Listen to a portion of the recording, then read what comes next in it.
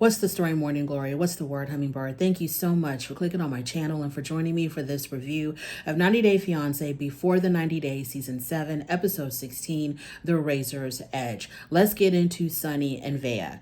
So Rory, Veah's ex-boyfriend, is on a plane on his way back to the United States. So now he is completely out of the picture. So then Sonny takes Veah to a store or a dress shop to get her an outfit that will cover up her tattoos because it is time now for him to introduce his father to Veah. And because his father is Muslim and it's against their religion to have tattoos, they want to cover up all of her tattoos, just to show respect for her father. Now, Veah has a hard time with this. She talks about how having to dress so modestly triggers very traumatic childhood memories of when she was living with this very religious family when she was younger, and this family had them dress, very modestly. So she talks about how that's very triggering for her. Then she talks about how dressing like this is just not who she is. It doesn't showcase her identity. It doesn't represent who she really is, on and on and on. Okay, fine. Girl, it's just one dinner. I'm pretty sure you can survive in this outfit for one dinner. So after that, they get to the restaurant where the father is. As soon as they sit down to eat, the dad makes a remark about how she looks bigger in the pictures that he saw of her than she does in real life. So Veah didn't like that because it was commenting on her weight, and you know how these older people can be. It is what it is. He said what he said. She didn't like it, and let's move on. So then the dad made a comment about her tattoos and how, and they don't believe in tattoos in their religion. They don't have tattoos. And Veah says, oh, but Sonny likes them.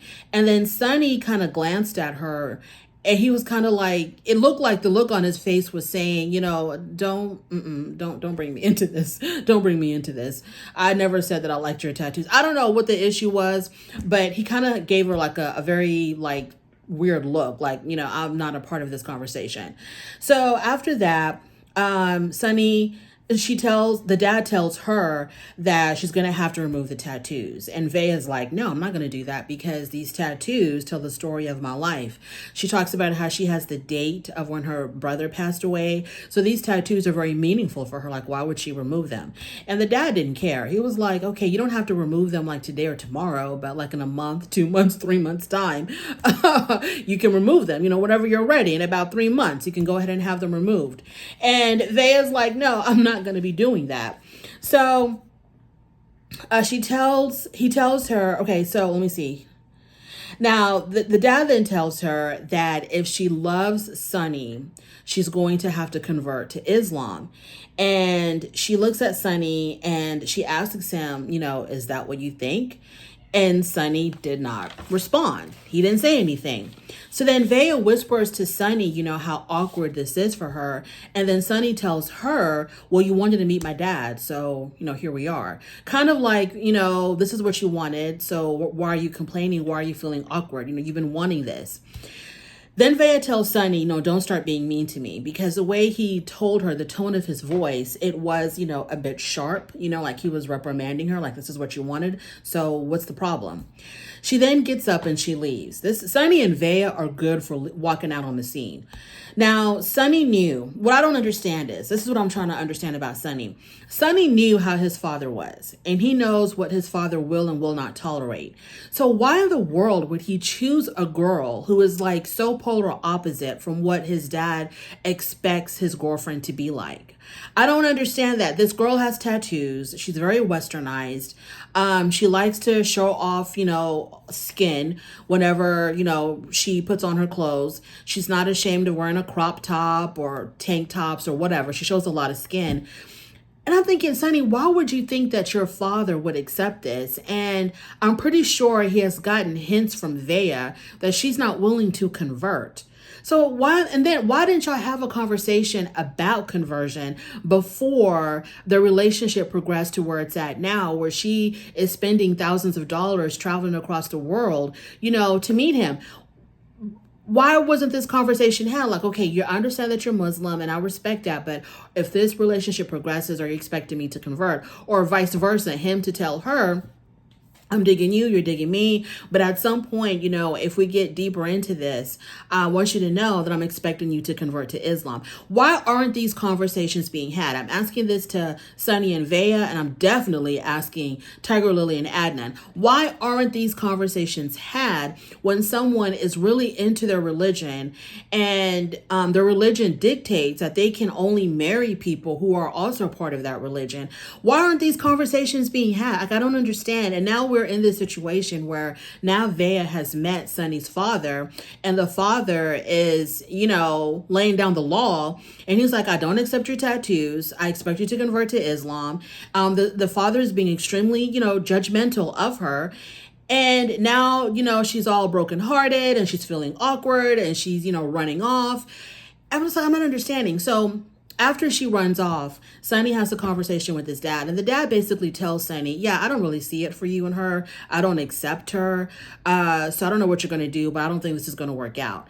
You have to be with a girl that is of your culture and of your religion. So Sunny apologizes to his dad. The dad then leaves. He goes out after Veah, and Veah has already taken off the outfit that she had on for the father. And she's back in her jeans and crop top. And so Sunny's like, why did you leave? Because you're making us look really bad in front of my dad. I've never introduced a girl to my father before, and I introduced him to you, because she was so insisting on it. And then you just run off. It was really rude. And she was upset that Sunny did not have her back, that Sunny was not very supportive of her. So she wants clarification of whether or not he's expecting her to convert. And in his confessional, he tells us that if she doesn't convert, that they will no longer be able to be together.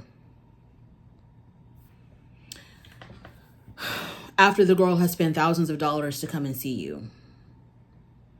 All of this could have been avoided if y'all would have talked about these things way beforehand. Like, I'm not understanding why people are not having very important conversations about religion and culture and what's expected of the other person. And I think the bottom line is that maybe Sunny and Veah are not going to last, because I don't see her willing to convert, and I don't see him wanting to marry someone who is not Muslim, because his dad is like extremely strict, and it seems like Sunny, holds his dad in very high regards and has a lot of respect for his father.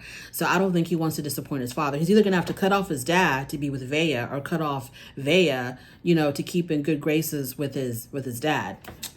Yeah, this is, the whole thing to me is silly, because I'm like, y'all are adults. Why aren't y'all acting like it and having important conversations?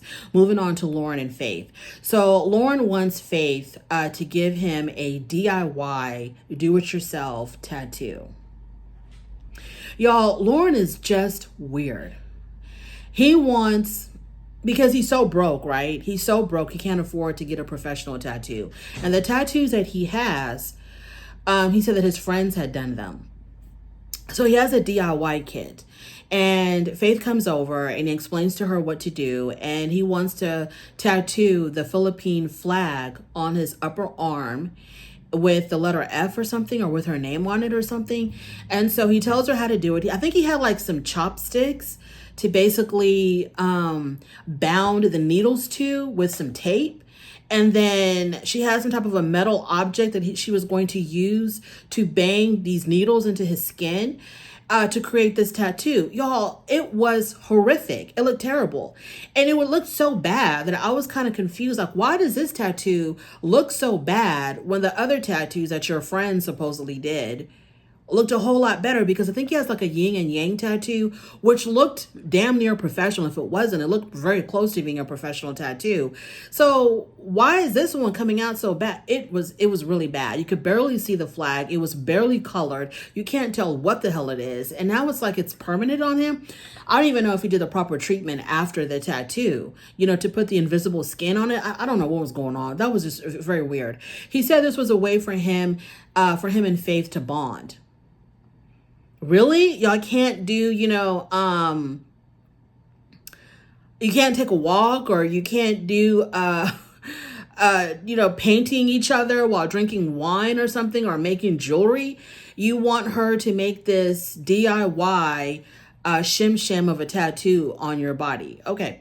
After that, he wants to propose to Faith. And so he wants to propose in a way where he can incorporate magic in the proposal, because Faith, she's like an amateur magician. He goes to a magic shop and they show him some really lame magic tricks. So the one that he chooses is the one where eventually he pulls out a string, and at the end of the string is going to be the engagement ring attached. Now, what I want to know is, this ring has to be fake. This ring has to be fake, because Loren is broke. Okay, he's so broke, he can't afford a tattoo. He doesn't have a place to stay in America. He's hopping from one person's couch to another. He came to the Philippines with only $46 in his pocket. There's no way this ring is real. So you're going to propose to the love of your life, your soulmate, with a fake ring, which is fine. Maybe him and Faith talked about it and she doesn't mind having a fake ring. So he takes her out for a picnic. And the only thing he brought to the picnic was some grocery store grapes, okay, and some wine and some dry crackers. That's all he brought to the picnic. There was no cheese, there was no meat, no sandwiches. It was just some grapes and some crackers. So they're sitting down at this picnic, and he does this little magic trick with the string and the ring. And when he pulls out the ring, he tells her, he basically asks her, will you marry me? And then I'm like, girl, please don't say yes. Don't do this. I understand that it's hard. You explained to us, Faith, how hard it is for trans women to find genuine love, but this is not a genuine love. Please don't do this. And of course, she says yes. The whole entire thing was extremely anticlimactic. It wasn't romantic at all. I don't know what it is about Loren's facial features, but his facial features to me are just really hard. And there's nothing like loving and sweet and caring in his eyes or on his face. To me, it's almost, he's got like this evil villain look all the time on his face. But the girl said yes. And like I said, is this ring even real? But then again, maybe they don't care and it doesn't even really matter. He doesn't even have a place to live, but he presents her with this ring.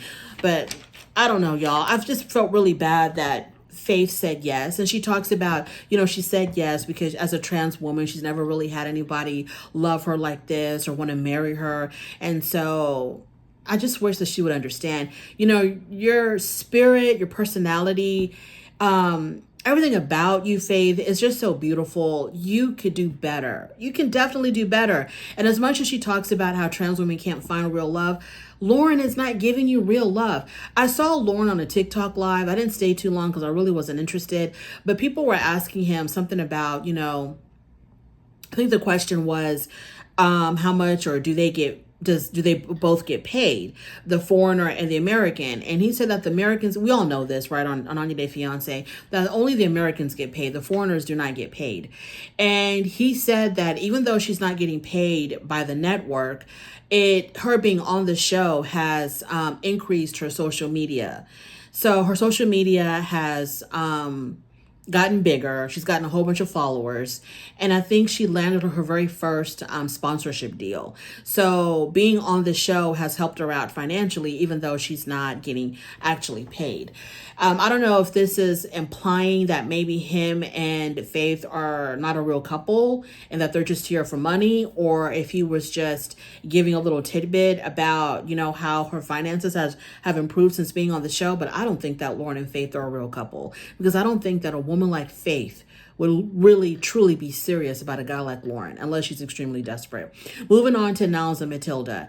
So Niles goes to see Mr. Ark because he needs to borrow some money to pay for the bride price. And because his own family is not participating in this wedding because they don't support Niles and Matilda's relationship, Mr. Ark, who is like a community elder, is going to step in the place of Niles' father. So if he would normally go to his father to ask for money or for financial assistance to pay the bride price, since he can't do that, he goes to see Mr. Ark. So when he sees Mr. Ark, Niles put down his backpack and he was ready to get down to business. And Mr. Ark was like, that's not how you approach an elder. Let me teach you something about Ghanaian culture. This is how you stand. This is what you say. This is where you put your hand. So he kind of had to school Niles on how to approach an elder in a respectful way. So after they get all through that, Mr. Ark tells him that, I expect you to be able to provide for Matilda. And I'm talking to you as a father figure. I expect you to provide for Matilda, to take care of her, and, take her back to America and make this really good life for her. And Niles says that he doesn't have any money because he lost his job. And Mr. Ark was like, whoa, whoa, whoa, whoa, whoa, whoa, whoa, whoa. So how are you supposed to take care of Matilda if you don't have a job and you're not making any money? And he says, people in Ghana, he says everybody knows that people in America have a lot of money. So how can you expect to marry a Ghanaian girl and not being able to provide for her? Like, what's really going on? So he tells Mr. Ark, yes, I lost my job, but I have an interview lined up, or I just did an interview. He has some employment prospects lined up. So Mr. Ark says, okay, I also need to make sure that you are going to take Matilda to America. And he was like, oh, yeah, you don't have to worry about that. I plan on taking her to America and giving her a good life. And Mr. Ark says, I need a specific time frame. I don't want your jibber jabber. I need a specific time frame of when you are going to take Matilda back to America with you. So it starts off with 2 to 3 months, he says. Then it goes to, well, maybe in about 4 months. And then he says, well, realistically, maybe I can do it within 5 months. I thought we were going to go into a year, 2, 3 years, the way he was going. So he stops at 5 months. And Mr. Ark is basically like, I'm going to hold you to that. If you're telling me you're going to take her back to America, you're going to take her to America in 5 months, I am holding you to that. I'm not playing around. And Niles is like, oh, yes, I promise. I'll be bringing her back to America in 5 months. But then he tells us that he was basically BSing Mr. Ark because there's no way to predict when everything is going to be done with immigration. You don't know how long it's going to take. And I'm not exactly sure why he didn't explain that to me. But then again, he doesn't pick up on social cues or whatever. Like, he should have explained to Mr. Ark, I love Matilda. I promise to, take her back home with me. But with the way that the immigration process is, there is no, I can't give you a set time frame. It could be 3 months. It could be up to 5 years. There's no way to really know when everything is going to be taken care of. But he didn't do that. So they're going to hold him to 5 months. And he's going to be doing, if he doesn't take her back to America in 5 months, he's going to be doing a whole nother apology tour with her family. Oh, I'm sorry. I thought this and I thought that. And I'm like, come on, Niles, I don't know. He should have just told Mr. Ark, I can't make any promises because the way that, the government moves, who the hell knows when everything is going to be said and done. Moving on to Adrian and Tiger Lily. So it is Thanksgiving in the United States, and Tiger Lily wants to celebrate Thanksgiving with Adnan and his family. And so she's going to cook this big Thanksgiving meal, which she does. And I was really impressed because I didn't think that Tiger Lily had it in her to cook an entire Thanksgiving meal for a whole family, but she pulled it off. So they're sitting around the dinner table and they're eating, and everybody compliments her on the food. Everybody said the food was good. And then the conversation goes to children because Adnan's mother really wants children. Now, Tiger Lily's in her early 40s, right? So, I mean, it's possible. It is extremely possible for her to still be able to have children. So, hopefully that's going to work out for them. Then his mother talks about how sad she is about her son leaving for the United States. And Adnan says that he expects to visit Jordan every month or every other month to visit his family. And Tiger Lily was like, I don't think that's realistic. And then she says, especially if we're going to have a family of our own, I'm not okay with you leaving me with our kid or our children to be running back and forth between the United States and Jordan. I don't feel comfortable with that at all. And Tiger Lily says, well, what if your mother comes to visit us? And the mom says, well, she doesn't really know if that can happen. Maybe she can visit, once or twice, but she has responsibilities in Jordan.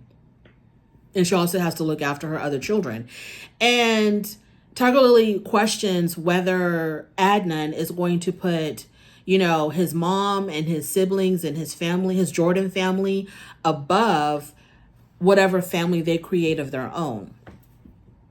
And I just hope that Adnan understands that, once you have a wife, your wife is your priority.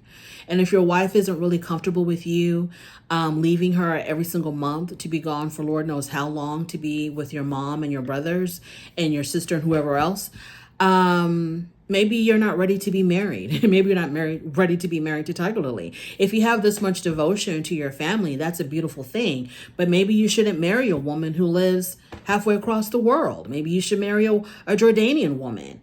Okay, so it's not a big deal to still keep up ties with your family. But if you're going to marry a woman in America, she's going to be your priority. Your wife and your children with her have to be your priority. Otherwise, just don't get married or just marry somebody local. Moving on to Magda and Joe. So Magda and Joe are still having a lot of issues with their future because Joe is not comfortable with how Magda is moving right now. Magda, it seems to Joe, from her history, she meets a guy and like within a couple of months, she's moving to their country to live with them and to hopefully marry them. And Joe thinks that this is a little bit too fast for him. He's not ready for all of this. So he basically tells her, you know, it doesn't mean that I don't love you. I do love you and I do want to be with you, but we need to slow it down. And Magda does not understand, like, what is the point of slowing it down if we love each other? We love each other. We want to be with each other for the rest of our lives. So why do we have to slow it down? That's how she's thinking, because she's not thinking too deeply. Y'all really don't know each other. Y'all really don't know each other. Y'all don't even know, y'all can't even really talk about or come to a consensus as far as when y'all's monogamous relationship began. Y'all don't even know each other. Like, what is the rush? I don't understand why she's like in such a rush to marry this man. So he tells her, well, just like you want to wait on having sex, well, I want to wait on getting married. And so they basically reach an impasse. He's not going to budge and she's not going to budge. And so they're basically like, you know what, let's just agree to disagree and concentrate on enjoying the rest of the time that we have together here in Poland. So that's what they decide to do. So they go on a picnic. And while they're on a picnic, Magda talks about her upbringing. And she talks about how her parents had divorced when she was only 12 years old. And something happened that made her really dislike her father. She didn't want to talk about it, but it caused her to recently, I guess, go to court and get something done in court where she has permanently severed the parent-child relationship between her and her dad. So she's no longer considered his daughter and he's no longer considered her father, I guess, legally, because she did paperwork to sever that relationship. And so she really now has no father or has no legal father. And Joe asked her, well, can I ask you what happened to make you feel this way towards your dad? And she didn't want to talk about it. So because she carries a lot of trauma from her father, and she even says that when her parents got divorced, she really hated men. And I'm hoping she worked through that because she's in such a rush. Now, you would think someone who has these type of issues with their father to the point where they severed their relationship with their father through the courts, you would think that a woman like that would be super cautious before marrying a man who is practically a stranger to her. I'm just saying. And I hope that Joe is paying, well, he doesn't want to get married to her anyway, so it really doesn't matter. But I hope that Joe is paying attention to what she's saying, because I don't know if Magda is fully healed from whatever went on with her dad and her parents' divorce and her upbringing, but she is in no condition to hurry up and marry Joe. No condition at all. They need to take it slow. I agree with Joe. They need to take it real slow. Brian and Ingrid. Not much to say with Brian and Ingrid other than they both decided to break up. And Brian took absolutely zero accountability for the part that he played in this relationship not working. The fact that he put way too much on her. The fact that he was really pushing intimacy way too soon after they met for the first time. The fact that he accused her of using him for a passport when she has not shown any indication that that's what she's in this relationship for. Because like I said, if she was using him for a green card, she would have done everything he wanted her to do to make sure that she got that green card. She wouldn't put up these blocks every single time he suggested something. She wouldn't, gone against the things that he wanted if she was just trying to appease him to get to America. And we have seen people on this show who will do whatever it takes just to get to America. So I never saw that in Ingrid at all. And so I don't know why he thought that. I think that because he knew that she really wasn't feeling him, and she wasn't feeling him because of the actions that he did, because of the things that he did towards her. And that's why she was kind of like getting turned off by him. So, for him to be like, oh, you're just with me for a patent, that was just really absurd. And then after all of that, he wants to meet up with her, but it wasn't to apologize. It was just to basically say, yeah, it was a really tense conversation that we had. Don't you agree? And that was basically it. And then he tells her something like, what did he tell her? He tells her that he never wanted it to be like this, but they just weren't a match. And she's probably like, yeah, thank God. And then she tells us that she felt deceived and disappointed by Brian. She said that the reality did not live up to her expectations of the image that she had of him over the past 2 years. And he thinks that he doesn't have anything to blame. I mean, how are you going to meet a woman for the first time? I don't care how long I've been talking on the internet. How are you going to meet a woman for the first time and you bring her like sexy lingerie, and you expect her to do something sexual with you on the first night that y'all have physically met? You're not even taking the time to get to know her in the real world, because whatever's going on online doesn't compare to what goes on when I actually meet. So he didn't take any accountability of any of that mess. He put all the blame on her, talking about how she was distant and she was cold and she wasn't really trying hard enough in this relationship, that he was the one that was doing all the work. Ingrid had very good discernment, okay? I mean, it doesn't take much to figure Brian out, but she had very good discernment to distance herself from this man after meeting him. So they basically broke up, and that's the end of Brian and Ingrid, and that is the end of my review. Thank you so much for joining me. I really do appreciate it. On your way out, please don't forget to rate the video. If you like this content, subscribe to my channel, and I will definitely talk to you later. Bye.